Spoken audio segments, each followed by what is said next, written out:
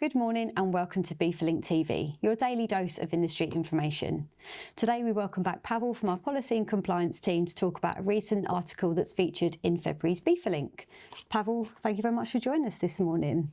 Thank you, Natalie. I understand this is an update about ICS2, which in itself, as you know, is a EU system. But can you brief us on what's changing and what's happening to do with ICS2? Yes, just a very brief update, really, because as we all know, ICS or ICS2, as the new iteration, is an EU system. And one could think that it doesn't necessarily have anything to do with us, but that will be obviously wrong, because the system itself will in effect impact the entirety of the supply chain. Sure. Simply because there is more information required. Entry summary declarations contain, under ICS2, they contain more information, and they contain information about the actual buyer, seller.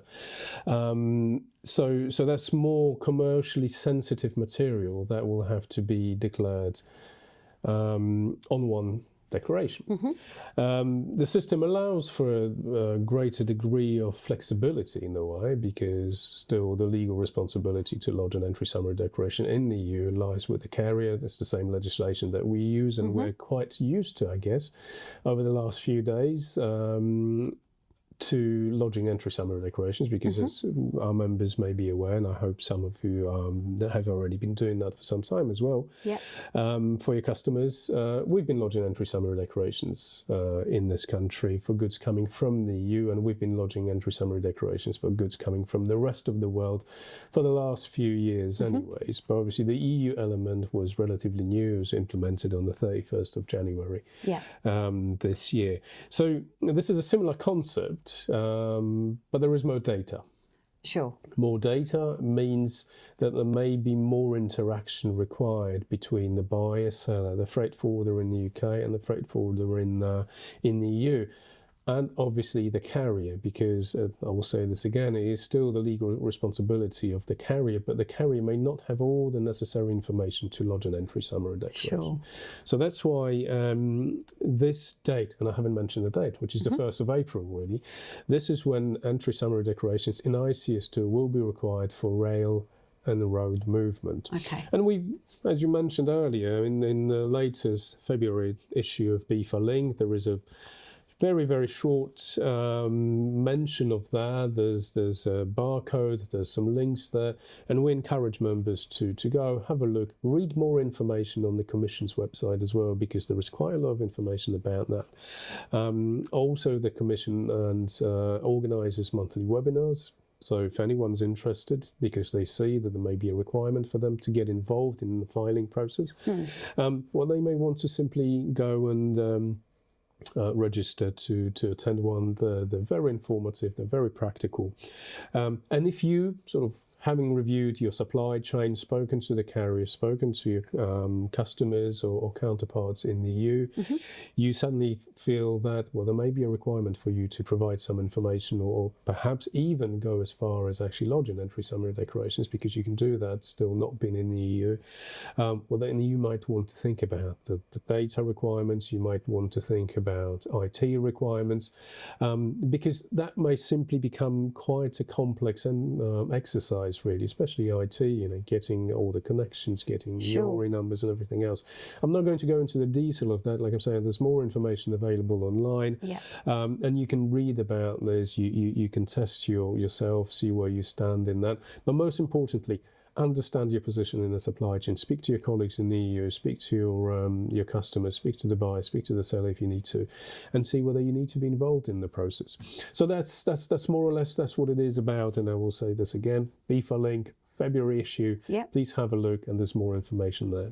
That's sound advice for us to end on, Paweł. Thank you very much for joining us this morning. No, actually, Natalie, I will have something else to say. Okay.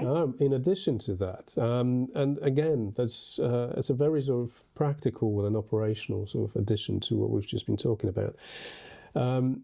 The system on the French side, some of our members may know it as SI Brexit or the logistics envelope, will be amended as well, actually. And my French is not exactly great because I've never learnt it properly, but there will be a system called simply the enveloppe logistique obligatoire, so obligatory logistics envelope. And then again, this will be implemented. This will build on the on the current system, and this will be implemented from April. That's at least the plan.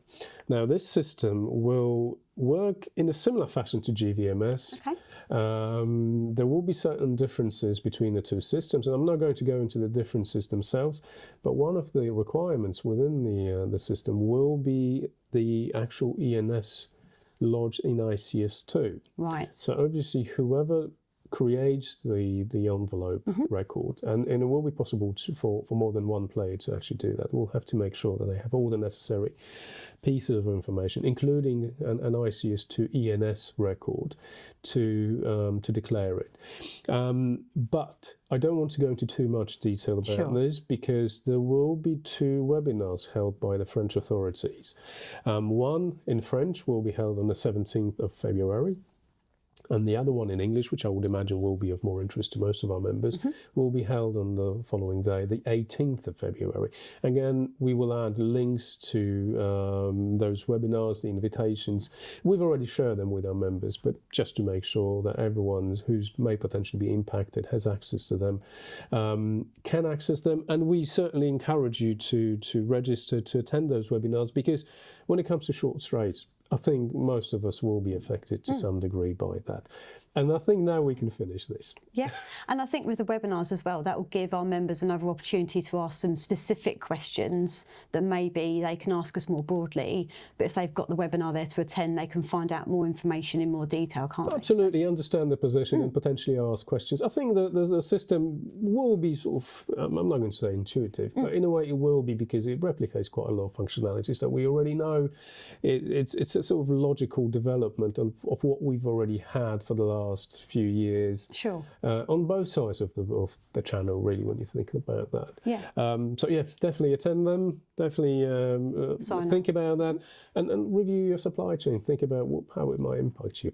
That's and great I think advice. we can finish here. I think we can. Thank you very much, Paweł, for your time. Thank you, Natalie. Thank you. As Paweł mentioned, we have the February edition of BIFAlinks. We'll pop a link in the description below, along with the links to the webinars taking place on the 17th and 18th of February. That's all for today's episode of BIFAlink TV, your daily dose of industry information.